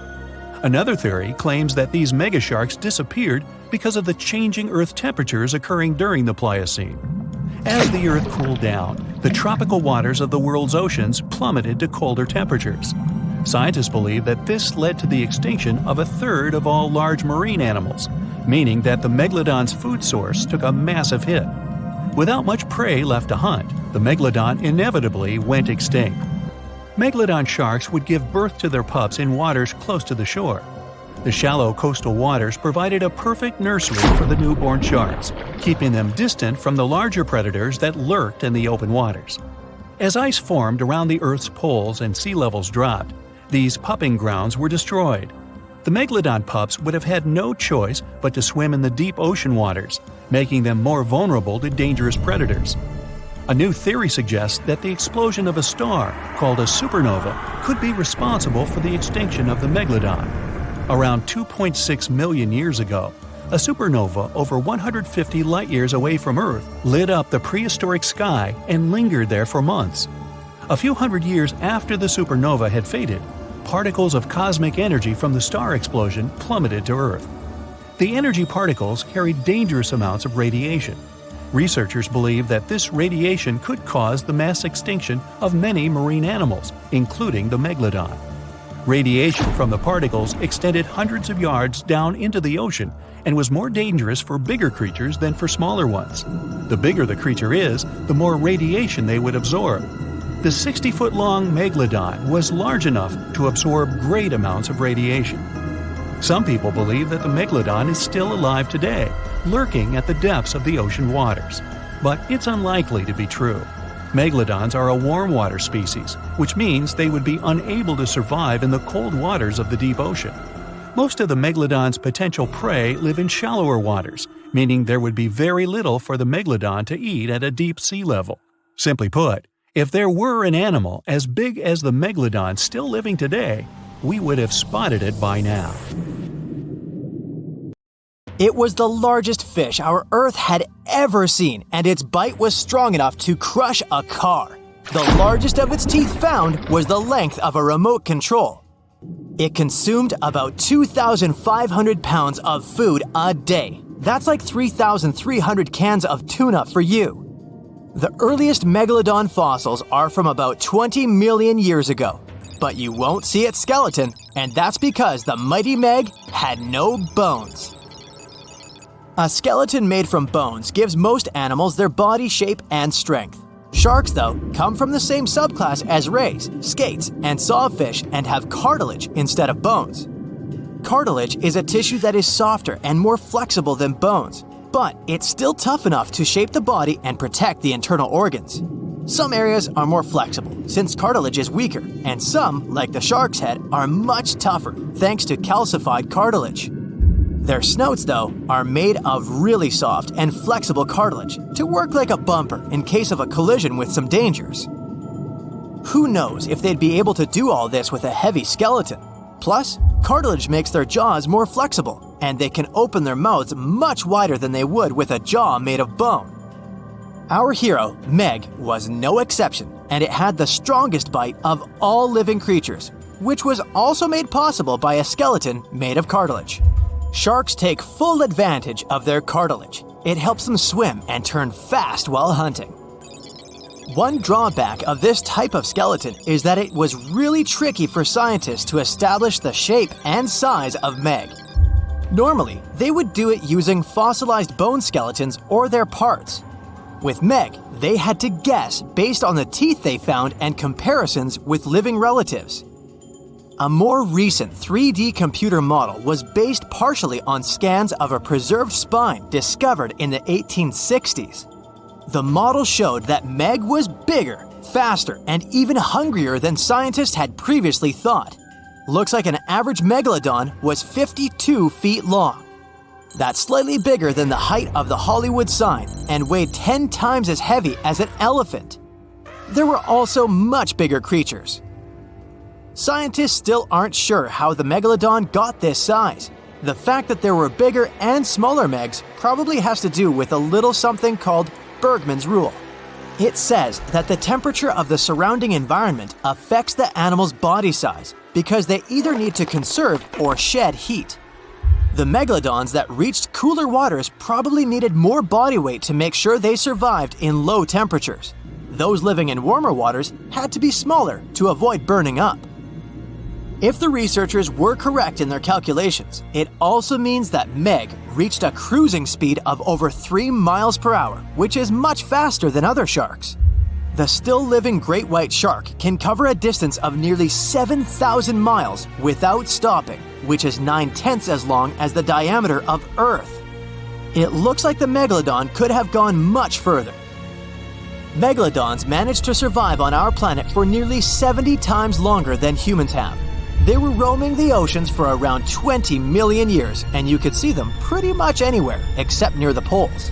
Scientists discovered the most northern fossils off the coast of Denmark and the most southern in New Zealand. The reason why there were no megalodon teeth found in Antarctica is most likely that these adapted to only warm tropical and subtropical waters. The younger ones like to keep to the shores, while full-grown adults preferred coastal areas, but they could easily move into the open ocean as well. When our planet went through a period of global cooling and drying, and the seas began to freeze around 3.6 million years ago, there was less and less room for Meg to thrive. Much of their prey, like smaller whales, seals, and sea turtles, disappeared or relocated to waters that were too cold for our hero. And at the same time, the number of its natural competitors, like smaller predatory sharks, like the great white shark, and whales, increased. This shifting food chain dynamics could have been even more dangerous for the Meg than the cold ocean water. You're used to seeing them on the big screen as heartless monsters, but these huge sharks were actually loving and caring family guys. Scientists discovered several megalodon nursery areas in Florida, Maryland, Panama, and off the coast of Spain. It looks like they gave birth to their young in shallow water environments. Then, little Megs would stay there with adults protecting and raising them until they were ready to fight off predators. The mighty Meg had 276 teeth in 5 rows in its mouth. Similar to other sharks, it was fast in replacing its worn-out or lost teeth. With 4 or 5 rows of teeth in its mouth, it basically acted like a conveyor belt, able to grow back damaged or missing teeth. This means that an adult megalodon probably would have grown several thousand teeth throughout its lifetime. Although the great white shark is often mentioned as Meg's closest relative, they'd hardly be distant cousins. The ancestors of today's great white existed at the same time as the Meg, but they weren't best friends and even rivaled each other. The great white shark wouldn't win in a head-to-head fight with a Meg, but it was a better hunter using its smaller size and agility to snap up the giant's prey quickly. This only left the bigger fish and whales for the Meg, but its food supplies began to run out as the whales swam to the cooler new seas. Rather than a great white, the megalodon is more like a modern bull shark. It had a short snout, a flat lower jaw, and huge pectoral fins to support its massive weight and size. We also speak of Meg as an extinct giant. But can we be 100% sure it isn't hiding somewhere as we speak? After all, we've only explored 5% of our oceans altogether. The Mariana Trench is the deepest oceanic trench on Earth, and you could dip the whole of Mount Everest in its deepest part, and over a mile of it would still be above the surface. If a megalodon or two needed a place to hide, that would be the perfect spot. It wouldn't be the coziest place to live, though, with its cold water and total darkness. Plus, the pressure there is 1,000 times stronger than at sea level. So, if a meg really were hiding down there, it would have serious issues with its teeth, because calcium would dissolve under that pressure. To survive here, it would also need to learn to navigate in complete darkness. That means it would have either become bioluminescent or evolve to grow massive eyes like the giant squid. If the meg were still around and true to its dietary choices, it would have to eat smaller fish, and that would be a problem for us humans. Especially those of us who love fish, that is. And the ocean isn't cooling down these days. The megalodon would love its temperature and would thrive and reproduce faster than ever. Those giants would create some massive problems for cargo ships and cruising vessels. In case you're now scared at the thought of meeting a megalodon, relax. Most scientists don't think it's possible because of our hero's size. Most foods that megalodons like to eat live in shallow ocean areas and not in the deep, deep sea. Meg would need to come up for dinner every now and then, and it's kinda hard to miss a creature this big. They're both giant prehistoric creatures to us, but the megalodons and the dinosaurs never actually coexisted. The dinosaurs probably died out about 66 million years ago. Megalodons seem to have appeared a bit later. Wanna high-five a sea creature? Well, put your hand up for the Tasmanian red handfish. This fish doesn't swim like a fish. It walks. It uses its flipper-like hands to stroll around on the ocean floor. These bottom walkers are disturbed by swimmers and boats a lot. Some people even want to take them home as pets. I think it's better to just give them a wave and swim on by. The vampire squid. Its species name is Vampiroteuthis infernalis, which translates to vampire squid from hell. Oh yes, this vampire squid means to terrify everyone with its name, its dark red color, its spikes at the bottom, and the scary fact that it can basically turn itself inside out. The vampire squid loves putting on a good show, but it's as harmless as a kitten is to humans. It's as if Dracula scared the pants off you, but he didn't have blood-sucking fangs. The vampire squid feeds on food particles from plants and animal matter floating near the ocean's surface. Since they're not predators, they need good defensive strategies, and their vampiric look is designed to ward off large creatures who want to eat them. Turning themselves inside out is a defensive mechanism since the spiky areas in the inner skin are more intimidating. They also shoot out a substance that does not have color, but is packed with bioluminescent particles to distract predators. The vaquita. Going out on a boat off the coast of Mexico sounds like the perfect vacation. The sun, the blue water, the most endangered sea creature. Wait, what? The vaquita isn't dangerous, but don't expect it to stick around to say hello or sign any autographs. It's incredibly shy. This little cow, that's what it means in Spanish, is one tiny sea mammal. With those black markings around its eyes, it looks more like a sea panda to me. Seeing one should make you feel very special. They're on the brink of extinction, mostly because they got caught by accident in fishing nets. It's estimated that there's only 10 left in the wild. The blue dragon. This little creature looks like something out of a kid's fantasy movie. It's called the blue glaucus, casually referred to as the blue dragon or blue angel. It can be found in many places, the Atlantic, Pacific, and Indian Oceans. It's kind of a mollusk and it only grows to be about an inch long. What you think is the back is actually the mollusk's bright underbelly. It regularly floats on its back so that its blue colors help it camouflage with the water's waves. The blue dragon isn't just pretty, it's also smart. It usually feasts on Portuguese man-o'-wars, also known as Physalia physalis. The blue dragon stores their stinging cells for later use, in essence, stealing their defensive mechanisms. When the blue dragon is threatened, it releases those stinging cells it stored. directing them at an enemy to sting them with more power than the Portuguese man-o-war would have been capable of. As they can store a huge amount of stinging cells, they can be a threat to humans. So, if you find one, don't pick it up. It's best to admire it from a distance. The barrel-eye fish. If you ever wanted to have Superman's X-ray vision, looking at the barrel-eye fish will make you feel like you gained that superpower at some point in your life without even realizing it. The barrel eye has a transparent head, so you can see how their eyes and brain look inside. This magnificent creature lives in the deep sea. This is the lowest level of the ocean, where strange creatures roam in near-freezing temperatures and constant darkness. They're exposed to water's pressure that's almost 1,000 times that of the surface. If the idea of the deep sea sends a shiver down your spine, stay tuned to learn about another of its creatures later on.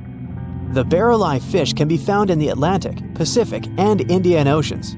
You might be wondering, why oh why would a fish have a see-through head? And that would be a fair question. Since the species was discovered in 1939, it was believed that the fish's eyes were set to see straight ahead and couldn't move. So it was assumed that they had tunnel vision. Scientists Bruce Robinson and Kim Reisenbichler from the Monterey Bay Aquarium Research Institute recently discovered that the fish can move its eyes vertically to see through the top of its translucent head, thus noticing if there are predators or prey nearby. The transparent head also allows more light to enter so they can detect prey better. It's believed that the barrel-eye fish eats jellyfish and small fish species. If you dive in the ocean at night, you might be lucky enough to see how orange ball corallomorph blooms in the dark. But make sure to be quick because as soon as you turn on your flashlight to take a good look, it will retract its tubes back into itself. The Megalodon. The whale shark isn't the biggest shark known to humans. If the entire shark species were a kingdom, the prehistoric Megalodon would be the ruler of the sea. Megalodon roamed the ocean a long time ago. About 15.9 to 2.6 million years back between the early Miocene and late Pliocene eras. While they've long been extinct, people are still amazed to learn about these gigantic sea beasts. Megalodon could reach anywhere between 45 feet to 60 feet in length with jaws more than 6 feet wide. A fossil of a tooth that once belonged to a megalodon measured at 7 inches. Needless to say, I'm pretty stoked that these guys have long been extinct. But there's still some adventurers out there hoping to meet this monster one day. The Dumbo Octopus. This adorable creature, or creepy creature, or however you want to see it, is officially called Grimpoteuthis. More casually, it's referred to as the Dumbo octopus, named after the Disney character. Though Dumbo, the elephant, not the octopus, was teased for his big ears, it's highly unlikely that this adorable octopus gets teased by its water neighbors. They are the deepest living octopuses, living in the deep sea, and you know how scary that place is. They're only about 8 inches tall and spend their days hovering just above the seafloor eating snails, worms, and other food they find in the current or near ocean vents. There are nearly 17 species of Dumbo octopus, and they all have differences in height, color, and body parts. If you can't get enough strange animals, you'll be glad to learn that the deep sea has barely been explored by humans. So keep an eye out. There are bound to be more fascinating animals discovered in the deep in the future. The Sea Angel. These creatures might look and sound pretty cute, but their diet is far from sunshine and lollipops. Their favorite food are sea butterflies. They lay mucus traps for them and wait in ambush. The Squat Anemone Shrimp. This shrimp is tiny, only 0.5 inches. It's also known as a dancer shrimp because of its peculiar behavior. When agitated, it raises its bottom above its head and does a little dance. Divers also say it readily jumps on their hands and cleans them. The Coconut Crab. This guy may look pretty creepy, especially when the sun goes down. Mature coconut crabs are around 3 feet in length. Their preferred foods are coconuts, but they can also hunt down lizards and even large birds. The Slender Snipe Eel. Slender Snipe Eel is a slim and long creature that's still a mystery for marine scientists. It's 4 feet long and it has at least 750 bones in its spine, which is much more than any other animal in the world. The Sea Pen. Sea Pen is 7 feet long and it has a lot of varieties, but most of them look indeed like a pen or a quill. The similarity is even more striking when the animal has a water-filled bulb that anchors it to the floor. The Persian carpet flatworm. This creature looks indeed like a carpet, despite being very small by comparison. It's only 4 inches long, able to become both male and female. It doesn't really mate with other flatworms. Rather, it fights them for the right to bear posterity. The flamingo-tongued sea snails. Tourists love these extraordinary snails for their pretty colors, thinking it's a shell, but in fact, the shell is quite dull and hidden underneath colorful soft tissues. They eat softer, toxic parts of corals and store their toxins to protect themselves.